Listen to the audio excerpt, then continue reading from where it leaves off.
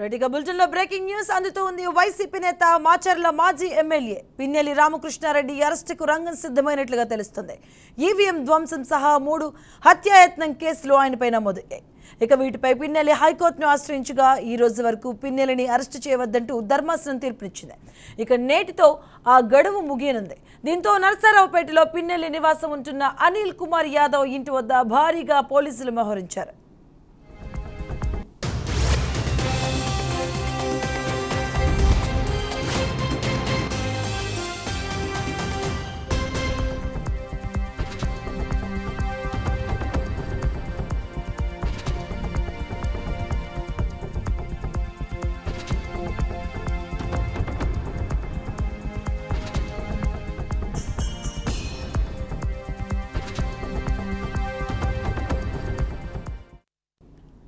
రెడ్డిగా పిన్నెల్లి రామకృష్ణారెడ్డి అరెస్టుకు రంగం సిద్ధమైనట్టుగా తెలుస్తుంది. దానికి సంబంధించిన పూర్తి అప్డేట్స్ మా కరెస్పాండెంట్ శ్రీనివాస్ అందిస్తారు. ఓటీ శ్రీనివాస్.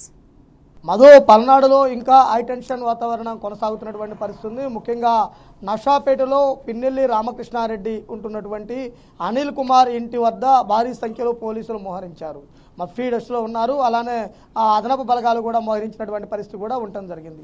ముఖ్యంగా చూసుకున్నట్లయితే కనుక ఎన్నికల సమయంలో జరిగినటువంటి గొడవలు, పాలవాయి గేటు వద్ద ఈవీఎం ధ్వంసము, అలానే మరో 2 కేసులు, మొత్తం 3 కేసుల్లో హైకోర్టు ఈ రోజు వరకు 6వ తేదీ వరకు పిన్నెల్లి రామకృష్ణారెడ్డిని అరెస్టు చేయవద్దంటూ కూడా హైకోర్టు తీర్పు ఇవ్వడం జరిగింది. కానీ ఈ రోజుతో అతని గడువు ముడుస్తున్న నేపథ్యంలో ఏ సమయానైనా అరెస్ట్ చేయొచ్చు అనే సమాచారం నేపథ్యంలో భారీ సంఖ్యలో పోలీసుల బందోబస్తు కూడా ఏర్పాటు చేసేటువంటి పరిస్థితి ఉండడం జరిగింది. ప్రధానంగా చూసుకున్నట్లయితే కనుక పిన్నెల్లి మీద 2 307 కేసులు, 1 ఈవీఎం ధ్వంసం కేసు, మొత్తం 3 కేసులు నమోదు కావడం జరిగింది. ఈ 3 కేసులకు సంబంధించి కండిషన్ బెయిల్ ఇవ్వడం జరిగింది. ఆ బెయిల్ ఈ రోజుతో ముగుస్తున్న నేపథ్యంలో పిన్నెల్లి సాయంత్రం లోపు కోర్టులో లొంగిపోతారా లేదా రేపు పోలీసులు అరెస్ట్ చేస్తారా అనేది కూడా క్లారిటీ రావాల్సినటువంటి పరిస్థితి ఉంది. అలానే కౌంటింగ్ పూర్తయిన తర్వాత నుంచి కూడా ఇంకా మరో 2 రోజుల పాటు పల్నాడు జిల్లా వ్యాప్తంగా 144 సెక్షన్ అమల్లో ఉంటుందంటూ కూడా అధికారులు ఉత్తర్వులు జారీ చేయడం జరిగింది.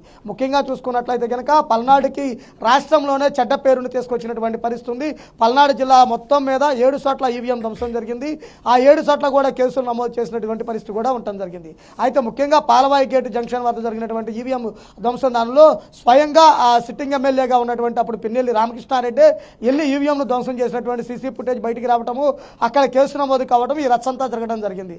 అయితే ప్రస్తుతం చూస్తే కనుక పిన్నెల్లి రామకృష్ణారెడ్డికి ఈ రోజుతో బెయిల్ గడువు మూస్తున్న నేపథ్యంలో తప్పనిసరిగా సాయంత్రం లోపు కోర్టులో లొంగిపోతారా లేదా పోలీసులు అరెస్ట్ చూపించే అవకాశం ఉందా అనేది కూడా క్లారిటీ రావాల్సినటువంటి పరిస్థితి ఉంది. అయితే ముఖ్యంగా చూసుకున్నట్లయితే కనుక ప్రభుత్వాలు చేంజ్ అయినాయి. కూటమి భారీ విజయం నమోదు చేసుకుంది. వైసీపీ పార్టీ 11 సీట్లుగా పరిమితం కావడం జరిగింది. ఇవన్నీ జరిగిన తర్వాత చూస్తే కనుక తప్పనిసరిగా పిన్నెల్లి రామకృష్ణారెడ్డికి గడ్డు కాలంగా భావించవచ్చు. తాను చేసిన తప్పులకు తప్పనిసరిగా శిక్ష అనుభవించాల్సిన పరిస్థితి అయితే కనుక ఏర్పడటం జరిగింది.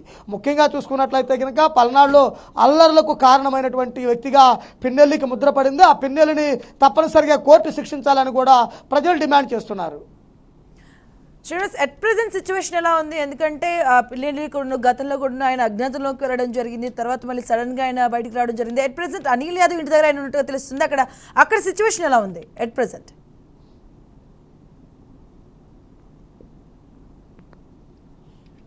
నషాపేటలో ఎంపీ అభ్యర్థిగా పోటీ చేసిన అనిల్ కుమార్ యాదవ్ నివాసంలో పిన్నెల్లి రామకృష్ణారెడ్డి ఉంటున్నారు. అంటే పిన్నెల్లి రామకృష్ణారెడ్డి ప్రతిరోజు ఎస్పీ కార్యాలయానికి వెళ్ళి సంతకం చేయాలి, నషాపేటను వదిలి వెళ్ళకూడదంటూ కూడా సుప్రీంకోర్టు ఇచ్చినటువంటి ఆర్డర్స్ ప్రకారం అక్కడ ఉంటున్నటువంటి పరిస్థితి ఉండడం జరిగింది. హైకోర్టులో కూడా ఈ కేసు ఉన్న నేపథ్యంలో హైకోర్టు ఈ బెయిల్ ముగిసిన తర్వాత ఎటువంటి డెసిషన్ తీసుకున్నది అనేది కూడా ఎదురు చూడాల్సినటువంటి పరిస్థితి ఉంది. ప్రస్తుతం అయితే కనుక ఏ సమయానైనా పిన్నెల్లి బయటకు వస్తే అరెస్ట్ చేసే అవకాశం ఉంది.